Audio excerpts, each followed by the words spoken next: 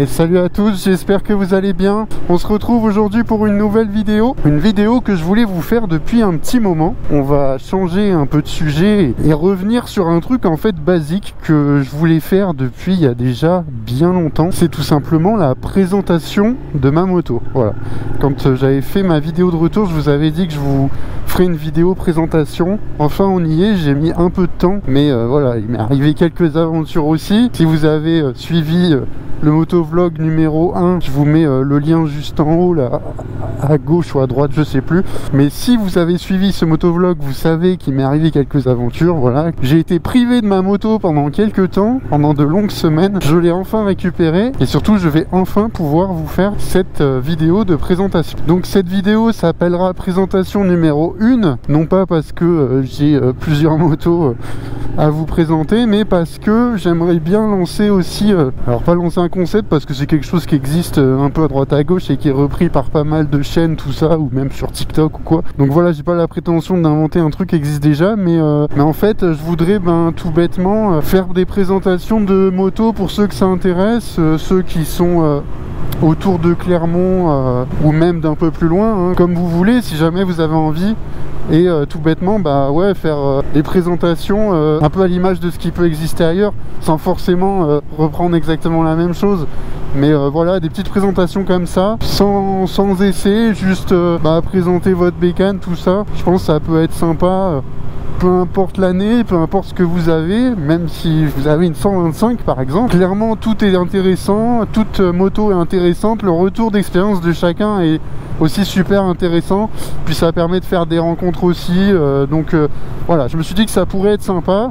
On va essayer, donc aujourd'hui présentation numéro 1, la mienne.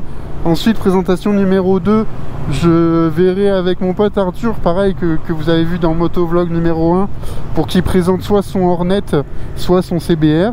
Et puis après, si jamais ça vous intéresse de passer sur la chaîne YouTube, n'hésitez pas à m'écrire et à vous manifester dans les commentaires, et puis on s'organisera ça. En tout cas aujourd'hui c'est le tour de l'ASV. Puis d'un autre côté vous me direz, ça serait peut-être un peu bizarre de pas commencer par la mienne, surtout qu'encore une fois je dois vous la présenter depuis un petit moment, je sais, pour ceux que ça intéresse. Donc on va aller se poser dans un petit coin, pas celui que vous pensez, hein, mais je vais vous amener à l'endroit où j'ai l'habitude de faire maintenant, vous savez, les plans à l'arrêt des motos que j'essaye, parce que c'est un endroit où généralement il n'y a personne, on n'est pas embêté, donc on va y aller. Et puis je vais vous présenter ma petite Titine, qui d'ailleurs est super agréable à conduire. Mais ça, je vais vous faire une vidéo essai en fait, sur le même modèle que les autres. Il n'y aura pas de traitement de faveur, elle va passer, être cuisinée de la même manière si je puis dire. Et je ferai en sorte d'être le plus objectif possible, parce que cette moto elle a des qualités. Alors attention, on va faire gaffe, parce que c'est typiquement le genre de route automne comme ça, où on peut vite se retrouver par terre. Et ouais, je disais, cette moto elle a des qualités, mais elle a aussi des défauts. Je vous présenterai tout ça dans la vidéo essai que je vais vous filmer dans les jours qui arrivent là, donc vous aurez ça très rapidement.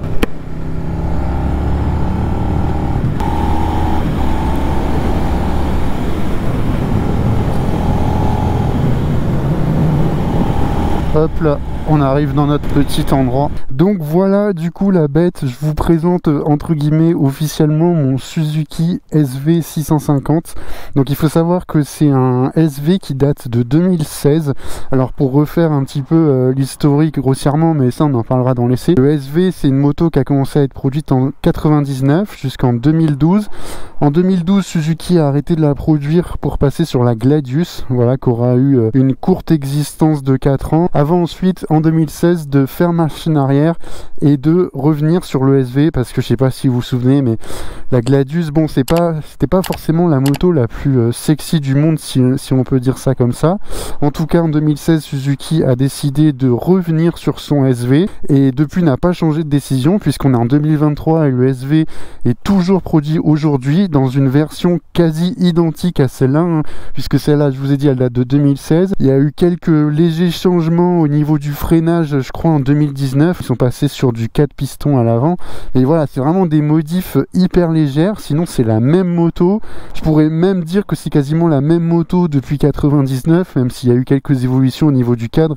Là, on est sur un treillis, on n'a pas toujours été là-dessus. Et globalement, c'est une moto qui est toujours restée dans le même style. En tout cas, moi, c'est un look que j'aime bien, que je trouve simple, que je trouve un peu passe-partout. Je voulais quelque chose, alors pas forcément original, parce qu'avoir un SV, c'est pas original. Voilà, c'est une moto qui est connue et reconnue, mais je voulais pas partir sur un MT, sur un Z650, sur toutes ces choses-là. Je voulais quelque chose qu'on voit pas forcément tous les jours, et je trouve que c'est réussi, parce qu'au final, le SV sur Clermont, moi j'en croise 2-3 de temps en temps, mais vraiment pas beaucoup comparé à certaines marques. Donc voilà, en achetant ça, on n'a pas forcément la moto de Monsieur Tout le Monde, même si évidemment je cherche pas du tout à critiquer ses concurrentes, surtout la MT-07, bah, si elle est numéro 1 ou numéro 2 des ventes, je sais plus maintenant avec la Hornet, mais voilà, c'est pas pour rien que ces motos là sont dans le top des ventes. Mais en tout cas, moi je voulais quelque chose qui change. C'est pas hyper moderne ou quoi, mais c'est quelque chose qui est simple, qui est basique, même au niveau de l'éclairage, tout ça. Mais pour moi, ça fait parfaitement le taf. Pour apprendre pendant 2 ans, pour se faire la main, franchement, ça suffit largement. Et surtout qu'après, niveau tarif, en neuf, vous vous y retrouvez carrément. Donc reprenons et parlons de mon SV en particulier.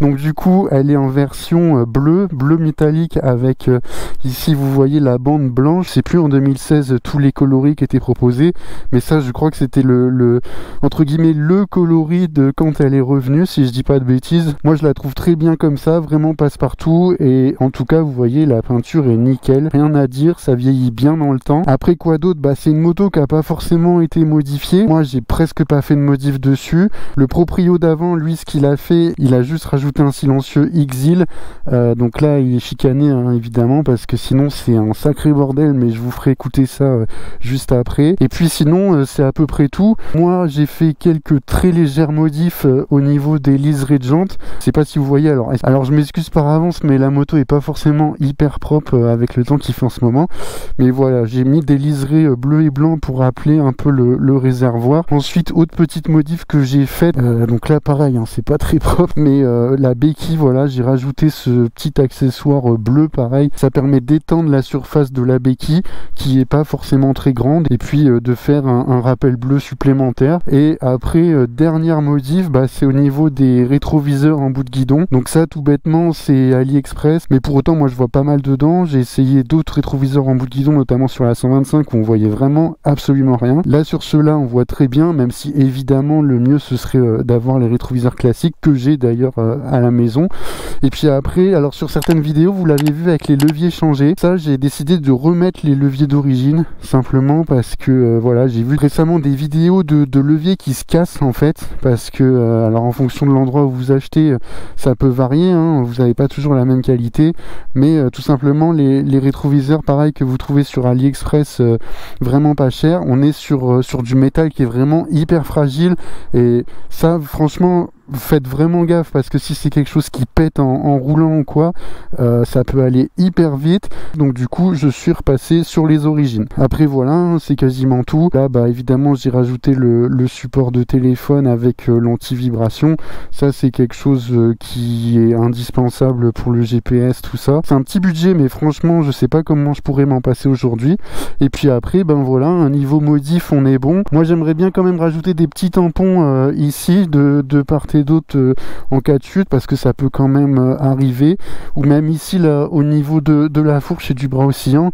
Mais ça voilà, c'est vraiment des légères modifs que je vais faire assez rapidement. Et après bah, je vais la laisser comme ça, parce que c'est une moto que je compte tout simplement garder le temps du permis A2. Donc l'idée c'est bah, de pas trop faire de modifs dessus, pour pouvoir la vendre assez facilement tout en la gardant propre. Donc du coup maintenant pour finir je vais vous parler chiffres. Donc c'est une moto que j'ai acheté 5500 € clé en main d'occasion. Elle avait à l'époque 17 000 km. Aujourd'hui il me semble qu'elle en a un peu plus de 22 000, voilà. Donc j'ai pas forcément énormément roulé, mais pour ce qui est du tarif on est quand même sur quelque chose de très accessible, en sachant que cette moto neuve au moment où je vous parle vaut 7 000 €. Donc pareil, sur des tarifs neufs on est quand même bien en dessous de la concurrence. Pour ce qui est de l'entretien, après il faut compter un entretien tous les 6 000 km.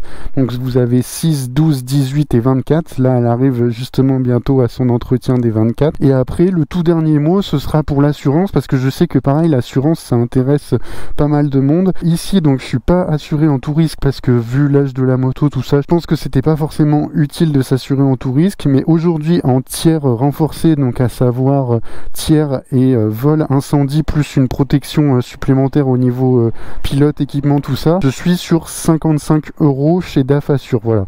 En sachant que là, je vais bientôt passer à la mutuelle des motards qui me propose un peu mieux, mais globalement, c'est ce qu'il faut compter, toujours en tenant compte aussi de votre profil à vous, que les tarifs varient pas mal selon vos antécédents. Donc maintenant, fini de blablater, je vais vous faire écouter un peu ce Exil pour vous montrer ce que ça vaut, et puis après, ben, on repartira faire un tour pour finir la vidéo.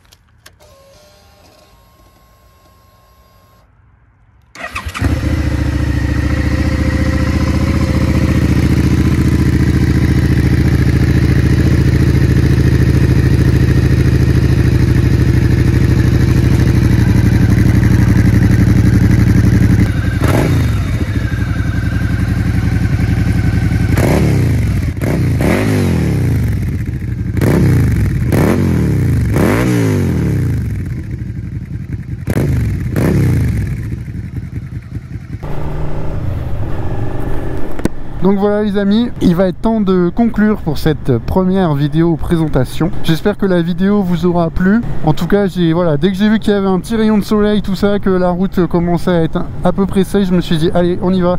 Donc comme d'habitude, n'hésitez pas à liker la vidéo, à vous abonner si c'est la première fois que vous tombez ici et pour voir les prochaines vidéos de la chaîne. Et puis surtout, n'hésitez pas à me faire signe aussi si ça vous intéresse de venir présenter votre moto. N'hésitez pas soit à le dire dans les commentaires, soit à envoyer un message sur Instagram. Je vous remets le Instagram juste en dessous. Ça pourrait être sympa, encore une fois, d'avoir de l'échange, des retours d'expérience. Vraiment, n'hésitez pas. Et enfin, je terminerai juste par la petite mésaventure qui m'était arrivée. Je vais en parler, on va aborder le sujet dans une autre vidéo. C'est qu'en fait, j'ai une autre vidéo qui est en cours de montage, tout ça. Et j'explique déjà dedans ce qui s'est passé. Mais en gros, la seule chose que je peux vous dire, et voilà, après j'ai pas envie de faire le mec suspense ou quoi que ce soit, c'est que tout va bien, j'ai récupéré la moto, c'est rentré dans la garantie de la moto, la garantie du vendeur. Donc aujourd'hui, tout est rentré dans l'ordre, ça a mis un peu de temps, mais voilà, on parle de tout ça très rapidement. Sur ce, moi je vous souhaite une bonne journée ou une bonne soirée selon le moment où vous regardez la vidéo. Je vous remercie de l'avoir suivi, d'être de plus en plus nombreux toujours, un grand merci, et puis je vous dis à la prochaine. Ciao.